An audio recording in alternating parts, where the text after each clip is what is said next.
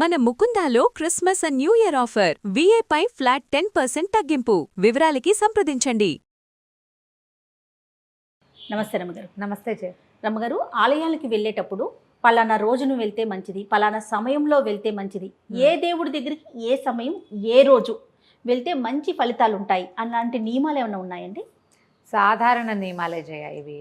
మామూలుగా మనం చెప్పుకుంటామా, సోమవారం శివుడికి, ఎస్, మంగళవారం ఆంజనేయ స్వామికి, అవునవును, లేకపోతే అట్లా కుమారస్వామికి, మంగళవారం కుమారస్వామి సుబ్రహ్మణ్యుడు, బుధవారం వినాయకుడు లేదా వెంకటేశ్వర స్వామి, గురువారం దత్తాత్రేయ స్వామి, సాయిబాబా. ఇప్పుడు సాయిబాబా గారు మనకి ప్రఖ్యాతులుగా ఉన్నారు కాబట్టి గురు దర్శనం. అవునవును. తర్వాత శుక్రవారం నాడు అమ్మవారి దేవాలయానికి, శనివారం ఆంజనేయ స్వామి కానీ వెంకటేశ్వర స్వామి వారి కానీ మామూలుగా వెళ్తాం. అవును. మనం ఇప్పుడు ఏంటంటే ఆదివారాలు ఖాళీగా ఉంటుంది కాబట్టి ఆదివారం ఏదో ఒక దేవాలయ దర్శనం చేస్తాం. అయితే సాధారణంగా వేళలంటే ఉదయకాలంలో విష్ణువాలయం, విష్ణువాలయాలు ఉదయకాలంలో చూస్తే మనకి స్థితికారకుడు విష్ణు. అవును. స్థితి అంటే మన దైనందిన జీవితం, రోజువారీని మన జీవితాన్ని నడిపేవాడు. స్థితికారకుడైన విష్ణువుని, అంటే విష్ణువాలయాలంటే వెంకటేశ్వర స్వామి, రంగనాథ స్వామి, నరసింహస్వామి, మరి కృష్ణుడు, రామాలయము, ఎన్నున్నాయి స్వామివారి, ఆయన అవతారాలన్నీ ఉన్నాయి. కూర్మావతారం ఉన్నది, శ్రీకూర్మం లాంటి దేవాలయాలు చాలా ఉంటాయి. కూర్మావతారం ఉదయం సమయం మంచిదా, పగటి వేళలు మంచివి. అలాగే విష్ణు సహస్రనామం పారాయణ చేస్తామనుకో, సాయంకాలం చేస్తే మంచిదంటారు. నేను అదే అడగబోయాను. లక్ష్మీ అష్టోత్తరం, విష్ణు సహస్రనామం సాయంత్రం పారాయణ చేసుకుంటే మంచిదంటారు. ఈ వేళలో ఆ సౌండ్స్ మంచివన్నమాట. ఎందుకంటే విష్ణువు రాక్షసాంతకుడు, సాయంత్రం వేళల్లో రాక్షసులు తిరుగుతారు. అంచేత ఈవినింగ్ చేస్తే నామపారాయణ వల్ల మనకు చుట్టూతా ఉన్న నెగిటివ్ ఎనర్జీ పోతుంది. దర్శనం మాత్రం ఉదయం కాలం చెప్తారు. మనం సాయంత్రమైనా చేయొచ్చు, నామస్మరణ సాయంత్రం మంచిది, సాయంత్రం అయినా చేయొచ్చు, కానీ విశేషమైన ఫలితం ఉదయకాలం ఉంటుంది అని చెప్తారు. ఓకే. అయితే శివాలయాలకి సాయంకాల దర్శనం మంచిదంటారు. ప్రదోషకాల అర్చన విశేషమైన ఫలితాన్ని ఇస్తుంది శివాలయాల్లో. ప్రదోషకాలం అంటే చంద్రుడు వచ్చే సమయం, ఆయన లయకారకుడు కాబట్టి మన రోజు ఎండ్ అయ్యేటప్పుడు శివాలయ దర్శనము, శివ పూజ అద్భుతమైన ఫలితాన్ని ఇస్తుంది. శ్రీపాద శ్రీవల్లభ చరితామృతం ఒకటి పుస్తకం చెప్తుంటా కదా నేను. అవును. అయితే ఈయన అందులో ఆయన చెప్పారు, ఒక ఆవిడికి కుమారుడు ఏదో మందబుద్ధిగా ఉన్నాడని శ్రీపాద శ్రీవల్లభుల దగ్గరికి వచ్చిందట ఒక భక్తురాలు. వస్తే మా పిల్లవాడు చాలా మందబుద్ధిగా ఉన్నాడంటే ఆయన ఏమన్నంటే అమ్మ బతికున్నంతకాలం ప్రదోషకాల అర్చన చేయమన్నట్ట. ఆ పిల్లాడు ఎక్కడికో వెళ్ళిపోయాడు, ఆవిడ ప్రదోషకాల అర్చన చేస్తూ ఉండేది. తర్వాత జన్మలో ఆవిడ చేసిన ప్రదోషకాల అర్చన వల్ల ఆవిడ నృసింహ సరస్వతి స్వామి వారి దగ్గర జన్మించింది భక్తురాలుగా. పిల్లాడి కోసం చేసింది, ఆవిడ కూడా ఫలితాన్ని ఇచ్చింది, ఆవిడకి కూడా ఇచ్చింది. మనం పిల్లల కోసం ఒక పూజ చేస్తామా జయ, ఏదో ఒక పూజ చేసుకుంటామా పిల్లాడి కోసం అని. పిల్లల కోసం గుళ్ళోకి వెళ్తారు, పిల్లల కోసం ఏదో నైవేద్యాలు చేసి ఇచ్చేస్తారు, పిల్లల కోసం దానం చేస్తారు. ఆ చేసిన ఫలితం మనకు కూడా లభిస్తుంది, తల్లికి కూడా లభిస్తుంది. ఎప్పుడు కూడా వాళ్ళ కోసం సంకల్పం చేస్తాం కాబట్టి సంకల్పం చేయటం వల్ల ఆ పుణ్యం పిల్లవాడికి వెళ్ళినప్పటికీ క్రియ తాలూకు పుణ్యం మనకి లభిస్తుంది. అందుకని ఎవరికోసమైనా చేస్తే మనకు కూడా మంచిదే, చేయొచ్చు అట్లా. అయితే ఆ కథలో చెప్తారనమాట శ్రీపాద శ్రీవల్లభ చరితామృతంలో, ఇలాగా ప్రదోషకాల అర్చన పరమాద్భుతమైన ఫలితాన్ని ఇస్తుంది అని శివాలయాలకి ఇది విధానంగా చెప్తారు. అయితే సాధారణంగా ఆలయాలకి వెళ్ళేటప్పుడు, ఇప్పుడు తిరుపతికి వెళ్తున్నారనుకోండి, నా గురించి కూడా దండం పెట్టుకోండి అని చెప్తాను. అప్పుడు ఆ పుణ్యం నాకు వస్తుంది, మీకు వస్తుందా? ఇద్దరికి. మన స్నేహితుల్ని జ్ఞాపకం పెట్టుకుని తలుచుకున్న సుహృద్భావం ఒకటి ఉంది చూడు, మన భావం మంచిది. దానివల్ల నేను చెప్పా కదా జయ, నేను గుళ్ళోకి వెళ్తే తిరుపతి క్షేత్రానికి వెళ్ళైనా కూర్చున్న మరుక్షణం మొత్తం లిస్టు ఫుల్గా అందరినీ తలుచుకుంటా. ఇప్పుడు నాతో మాట్లాడే వాళ్ళనందరినీ పేరు గుర్తున్న ప్రతి వాళ్ళని, సమస్యలు గుర్తుంటాయి కొందరివి, అవన్నీ తలుచుకుంటాను.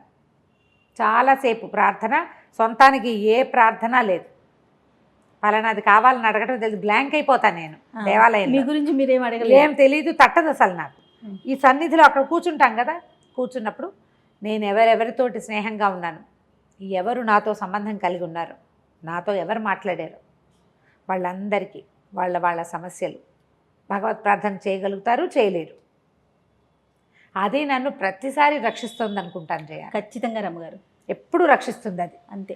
ఎవరినైనా తలుచుకో, వాళ్ళని అక్కడ గుళ్ళోకి వెళ్ళి మనల్ని తలుచుకోవటం. నేను చెప్తాను, ఎవరైనా ఫ్రెండ్స్ అక్కడికి వెళ్తా ఉంటే నన్ను కూడా గుర్తు చేసుకోండి గుళ్ళోకి వెళ్ళాక అని. కొంతమంది మనకి డబ్బులు ఇస్తారు గుళ్ళో వేయమని, వేయమని, అవి గుర్తుంటాయి ఉండవు.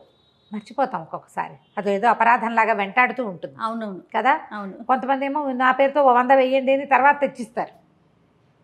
నీ పేరుతో వేశానని తీసుకుంటూ ఉంటాం. అవును. అబ్బో బోల్డ్ అని ఉంటాయి.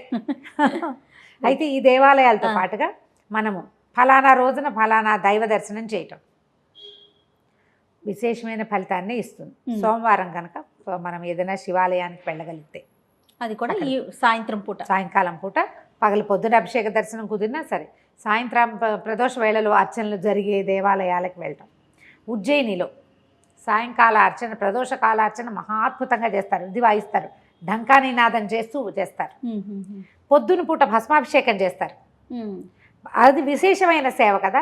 ఏ ఏ క్షేత్రంలో విశేషమైన వ్యవహారాలు చెప్పబడతాయో ఆ సమయాల్లో దర్శనం చేస్తే అమోఘమైన ఫలితం లభిస్తుంది. ఇప్పుడు అరుణాచలం ఉంది. అవును. అరుణాచలంలో ప్రతి పౌర్ణమికి గిరి ప్రదక్షిణ చేస్తారు. చేస్తారు. కార్తీకంలో ఆరుద్రోత్సవం, కార్తీకంలో దీపోత్సవం చేస్తారు కార్తీక పౌర్ణమి నాడు. అవును. అలాంటి సమయాలలో, ఆ పర్వదినాలలో అక్కడ మనం ఉండగలిగితే అద్భుతమైన ఫలితం లభిస్తుంది. అసలు కుదరదు జయ. అవును, రాసి ఉండాలి. అరుణాచలానికి పిలుపు. మాత్రం అంటూ ఉంటారండి, అరుణాచలానికి పిలుపు మనం రావాల్సిందే. అనుకుంటే వెళ్ళము, పిలుపు అదే, రావాలి. పిలుపు రావాలి. ఆయన ఎప్పుడు పిలుస్తారో. చాలా మంది కాశీ వెళ్ళారా అని నన్ను అడుగుతారు. చెప్పాలనిపిస్తుంది అన్నమాట. ఎందుకనో నాకు కాశీ మీద ఆసక్తే లేదు. వెళ్ళాలి అనిపించట్లా నాకు. శ్రీరంగం వెళ్ళాలని ఉంది, కాశీ మీద రాలేదు మనసు. నాకు పిలుపు రాలా. అంతే. నా ఫ్రెండ్ ఒక చెప్పింది, నువ్వు ఇంకా 100 జన్మలు పుడతావు, కాశీ మీద ఆసక్తి రాకపోతే ఇంకా పుడతా ఉంటా. ఒక్క రోజులో కలిగిస్తాడు శివుడు ఆసక్తిని అవకాశాన్ని కూడా. ఏ రోజు భగవంతుడు మనకు అవకాశం ఇస్తాడో అప్పుడు మనం క్షేత్రాలకు వెళ్తాం. సమీపంలో ఉన్న దేవాలయాలకి మనం వారం చూసుకుని వెళ్ళచ్చు. ఈ రోజున ఈయనకి వెళ్తే మంచి ఫలితం లభిస్తుంది. దేవాలయ దర్శనమే మనకి అద్భుతమైన ఫలితాన్ని ఇస్తుంది ఎప్పుడు కూడా. ఫలితం అంటే ఏమిటి? పైనుంచి ఏమైనా పగిలి పడుతుందా? కాదు, అక్కర్లేదు. మన కర్మ ప్రక్షాళన అవుతుంది, కర్మ క్షయం అవుతుంది. పాప ప్రక్షాళన, కర్మ క్షయం, మానసికమైన ప్రశాంతత. అసలు అది చాలు కదా రమ్మగారు. దేవాలయ దర్శనం వల్ల ఈ రోజున మనం అనుభవించాల్సిన ఒక భయంకరమైనది ఏదైనా ఉంటే అది కొంచెం తగ్గిపోతుంది. అందుకని తరచుగా భారతీయులు దేవాలయ దర్శనం చేయాలనే భావిస్తారు. వాళ్ళు దేన్ని నమ్మితే దాన్ని, ఏది పరమదైవంగా నమ్ముతామో అక్కడికి వెళ్తాం. ఈ రోజు వెళ్తే ఈ ఫలితం లభిస్తుంది కాబట్టి వెళ్ళాలనే ఉద్దేశం ఉంది చూడు.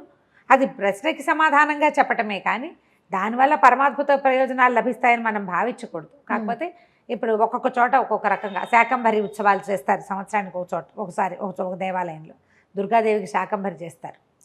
అప్పుడు అక్కడికి వెళ్తాం. ఉజ్జయిని మహాకాళికి కుంకుమ ఉత్సవాలు చేస్తారు. అలాంటప్పుడు అక్కడికి వెళ్తాం. అన్నకూటోత్సవాలు, అలా ప్రత్యేకమైన ఉత్సవాలప్పుడు మనం అక్కడికి వెళ్తే కనుక మనకి అద్భుతమైన ఫలితం లభిస్తుంది. కేవలము ఫలితము అనగానే నేను చెప్పిన పాపక్షయము, కర్మ ప్రక్షాళన ఇవి తగ్గుతాయి. దీనివల్ల మనకి కొంత ప్రయోజనం వస్తుంది. అవి ఎప్పుడు జరుగుతాయో కొంచెం చూసుకొని ఆ సమయానికి కనుక వెళ్ళగలిగితే మీరు అన్నట్లుగా అంతే. ఇప్పుడు ఎక్కడికి వెళ్ళాలి, మనం శ్రీశైలం వెళ్ళాలి, ఎప్పుడు అనిపిస్తే అప్పుడు వెళ్ళిపోతారు కొంతమంది. అవును. ఎక్కడ ఏదైనా శ్రీశైలం వెళ్ళాలి ఒక మంచి రోజు చూసుకుని అని ప్లాన్ చేస్తే ప్లాన్ ప్రకారం పాత రోజుల్లో తిథి వార నక్షత్రాలు చూసుకుని టికెట్లు వెళ్ళేవాళ్ళు. టికెట్లు కాదు, అప్పుడు నడిచిపోయేవాళ్ళు. యాత్రలకు వెళ్ళేటప్పుడు ఇల్లంతా శుభ్రం చేసుకోవటం, స్వామికి ఏదైనా చేసి పెట్టుకోవటం, దీపాలు పెట్టుకోవటం, నలుగురికి చెప్పుకోవటం, కొన్నిసార్లు ఏమో జోగి తీసుకోవటం, జోగి ఎడుక్కుని వెళ్ళటం. అవునవును. ఇతరుల సహాయంతో పాటు వెళ్ళాలి అని మొక్కులు అవన్నీ కూడా. ఇవన్నీ అయ్యాక తిరిగి వచ్చాక కూడా మళ్ళీ అంత శుభ్రం చేసుకోవటం. ఈ సందర్భంలో ఇంకొక ప్రశ్న చెప్దాం. మొన్న ఒకరు అడిగారు, ఏదైనా దేవాలయ సందర్శనం చేసినప్పుడు కానీ గురు దర్శనం చేసినప్పుడు కానీ వేరే చోటకి వెళ్ళకూడదని, మనం చేసిన ఫలితం వాళ్ళకి వెళ్ళిపోతుందని, మన ఫలితం మనకే రావాలంటే మన ఇంటికే రావాలని అని. అయితే ఇది నేనైతే నమ్మను. మనం చెడు చోటకి వెళ్తాం, మరణాలు సంభవించిన చోటకి వెళ్తే మనం ఆ నెగిటివిటీని, మృత్యువు తాలూకు ఆ ఛాయని మోసుకుని ఇంకోళ్ళ ఇళ్ళకి వెళ్ళకూడదు. కానీ భారతీయ సిద్ధాంతం ఏంటమ్మా? మన పుణ్యంలో ఇతరులకి భాగం పెట్టడమే మన పద్ధతి. కార్తీక పురాణంలో కథలుగా చెప్తారు. దీపం ముట్టించిన ఒత్తిలో ఒక ఒత్తి పుణ్యం ఒకటికి, రెండో ఒత్తి పుణ్యం ఇంకొకటికి ధారపోసింది అని. మన పుణ్యాన్ని ధారపోయటమే భారతీయ సంస్కృతి. మనం ఒక దైవ దర్శనం చేసి వచ్చాం, ఆ దర్శన ఫలితం, ఆ భాగ్యం లేనివాడికి కూడా పంచాలిగా మనం. అవును, మనం అన్నదానం చేస్తాం, కలిగింది దానం చేయటం మన పద్ధతి. పుణ్యం కలిగి ఉన్నాం, దాన్ని దానం చేయాలి. దేవాలయ దర్శనం చేసి మన ఇంటికి రాకపోతే మన పుణ్యం వాడు ఎవడింటికో వెళ్తే వాళ్ళ ఇంటికి పోతుందని అనుకోవద్దు. వాడికి పుణ్యం పంచిన పుణ్యం మనతో వస్తుంది. వస్తుంది. ఎస్. మనం భావించాల్సింది అది. ఇదివరకు ఏం చేసేవాళ్ళు అంటే క్షేత్ర దర్శనం చేసి వచ్చాక ఇంటికి వచ్చి మళ్ళీ ఇల్లు వాకిళ్ళు శుభ్రం చేసుకుని ప్రసాదాన్ని మళ్ళీ నివేదన మళ్ళీ ఏదైనా ప్రసాదం చేసి ఆ ప్రసాదాన్ని అందరికీ పంచేవాళ్ళు. పాత దాన్ని పద్ధతి. పరమ పవిత్రంగా చూసేవాళ్ళం కదా రమ్మగారు ప్రసాదాన్ని. లడ్డు ప్రసాదం అంటే ఎక్కడ పెడితే అక్కడ పెట్టకూడదు, ఎలా పడితే అలా తీసుకోకూడదు. మళ్ళీ రాగానే వెంకటేశ్వర దీపారాధన చేసుకోవడం, కాశీ వెళ్ళొస్తే కాశీ సమారాధన చేయటం. అవును. అప్పుడు కాశీ నుంచి తెచ్చిన గంగని, విభూదిని, ఆ కాశీ దారాలని, ప్రసాదాన్ని, కలకండ అవి తెచ్చుకునేవాళ్ళు, నిలవ ఉండేవి కదా. అప్పుడు అందరికీ పంచిపెట్టడం. గంగ సమారాధనే గంగ పూజ. అవును. కాశీ నుంచి వస్తే అప్పట్లో పద్ధతులు అవి ఉండేవి. ఇప్పుడు మనం ఏంటి, ఎప్పుడు టికెట్లు దొరికితే, ఎప్పుడు రేట్లు తక్కువ ఉంటే అప్పుడు బుక్ చేసుకుంటున్నాం, ఎప్పుడు సమయం దొరికితే అప్పుడు వెళ్ళిపోతున్నాం. తిదివార నక్షత్రాలు చూసుకోలేకపోతున్నాం. ఇలా వెళ్ళేటప్పుడు కొంచెం ప్లాన్డ్గా కనుక ఇట్లా చేసుకుని వెళ్తే, క్షేత్రాల్లో అద్భుతమైన వ్యవహారాలు ఉన్నప్పుడు, అక్కడ పూజా విధానాలు ఉన్నప్పుడు అక్కడ వెళ్ళి దర్శనం చేసుకుంటే, నిత్యోత్సవాలు ఉంటాయి కొన్ని దేవాలయాలు, అక్కడికి ఎప్పుడు వెళ్ళినా ఒకటే. ప్రత్యేక ఉత్సవాలప్పుడు ప్రయత్నం చేసి వెళ్ళగలిగితే కనుక అద్భుతమైన ఫలితం లభిస్తుంది. జగన్నాథ రథయాత్రకు వెళ్ళటం, పూరి బ్రహ్మోత్సవాలప్పుడు వెళ్ళటం, వార్షికోత్సవాలప్పుడు వెళ్ళటం, ఉత్సవాలప్పుడు వెళ్ళగలిగితే మంచి ఫలితం లభిస్తుంది. ఇప్పుడు జనం ఎక్కువగా ఉంటున్నారు కాబట్టి ఆలోచించుకుని వెళ్ళాలి. ప్రశ్నకి సమాధానంగా చెప్పాను కానీ మిమ్మల్ని వెళ్ళాల్సిందే ఎంకరేజ్ చేయట్లేదు. సమయాలు చూసుకోవాలి కదా, పరిస్థితులను బట్టి సమయాలు చూసుకోవాలి.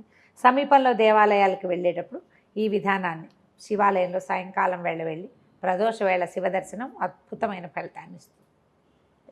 నమస్తే. నమస్తే.